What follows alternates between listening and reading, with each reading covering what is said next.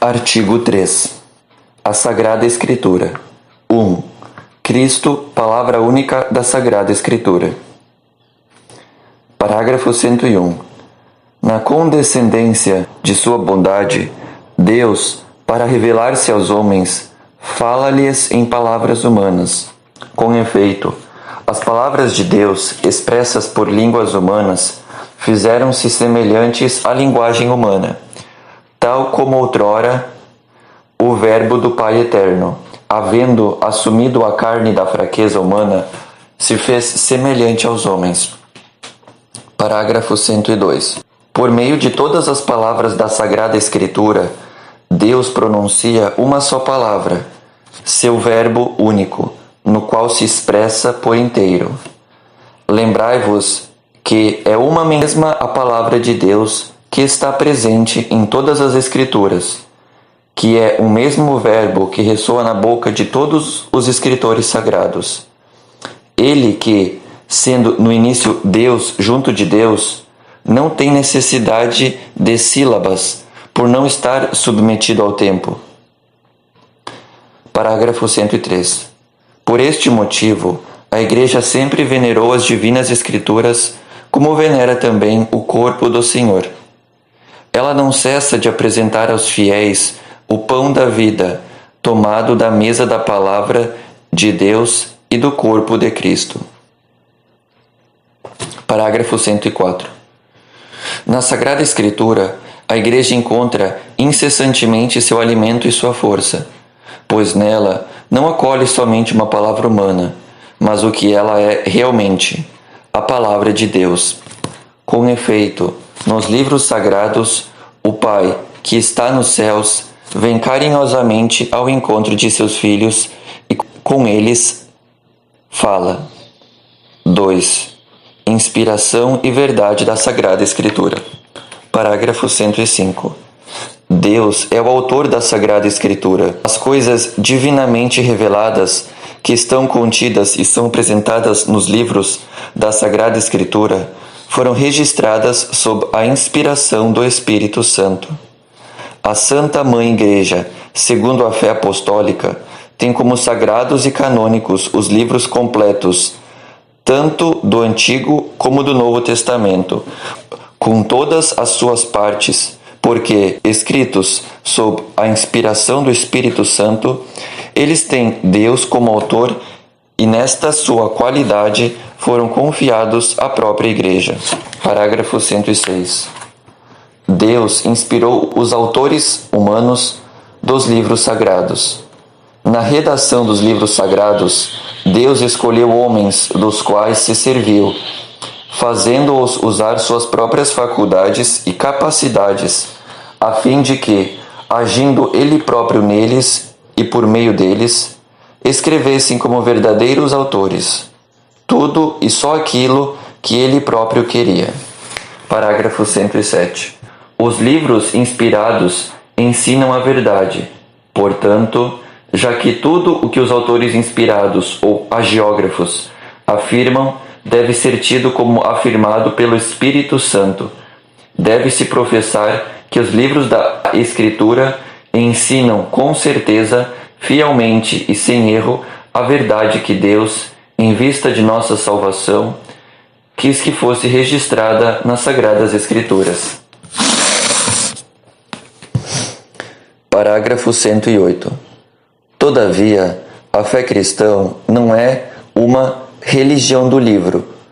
O cristianismo é a religião da palavra de Deus, não de uma palavra escrita e muda, mas do Verbo encarnado e vivo. Para que as Escrituras não permaneçam letra morta, é preciso que Cristo, palavra eterna de Deus vivo, pelo Espírito Santo, nos abra o Espírito à compreensão das Escrituras. 3. O Espírito Santo, intérprete da Escritura. 109. Na Sagrada Escritura, Deus fala ao homem à maneira dos homens. Para bem interpretar a Escritura, é preciso, portanto, estar atento àquilo que os autores humanos quiseram realmente afirmar e àquilo que Deus quis manifestar-nos pelas palavras deles. Parágrafo 110. Para descobrir a intenção dos autores sagrados, há que levar em conta as condições de sua época e de sua cultura, os gêneros literários em uso naquele tempo, os modos então correntes de sentir, falar e narrar, pois a verdade é apresentada e expressa de maneiras diferentes nos textos que são, de vários modos, históricos ou proféticos, ou poéticos, ou nos demais de outros gêneros de expressão. Parágrafo 111. Por ser a Sagrada Escritura inspirada, há outro princípio da interpretação correta, não menos importante que o anterior, e sem o qual a Escritura permaneceria letra morta. A Sagrada Escritura deve também ser lida e interpretada com a ajuda daquele mesmo Espírito em que foi escrita. O Concílio Vaticano II indica 3 critérios para a interpretação da Escritura conforme o Espírito que a inspirou. Parágrafo 112. 1. Prestar muita atenção ao conteúdo e à unidade da Escritura inteira, pois, por mais diferentes que sejam os livros que a compõem, a Escritura é una em razão da unidade do projeto de Deus, do qual Cristo Jesus é o centro e o coração, aberto depois de sua Páscoa. O coração de Cristo designa a Sagrada Escritura, que dá a conhecer o coração de Cristo. O coração estava fechado antes da paixão, pois a Escritura era obscura. Porém, a Escritura foi aberta após a paixão, pois os que, a partir daí, têm a compreensão dela, consideram e discernem de que maneira as profecias devem ser interpretadas. Parágrafo 113. 2. Ler a Escritura dentro da tradição viva da Igreja inteira. Consoante um adágio dos padres, Sacra Scriptura principalius est in corde ecclesiae, quam in materialibus instrumentis scripta, a Sagrada Escritura está escrita mais no coração da Igreja do que nos instrumentos materiais. Com efeito, a Igreja leva em sua tradição a memória viva da Palavra de Deus, e é o Espírito Santo que lhe dá a interpretação espiritual da Escritura. Secundum spiritualem sensum quem Spiritus donat ecclesiae, segundo o sentido espiritual que o Espírito dá à Igreja. Parágrafo 114.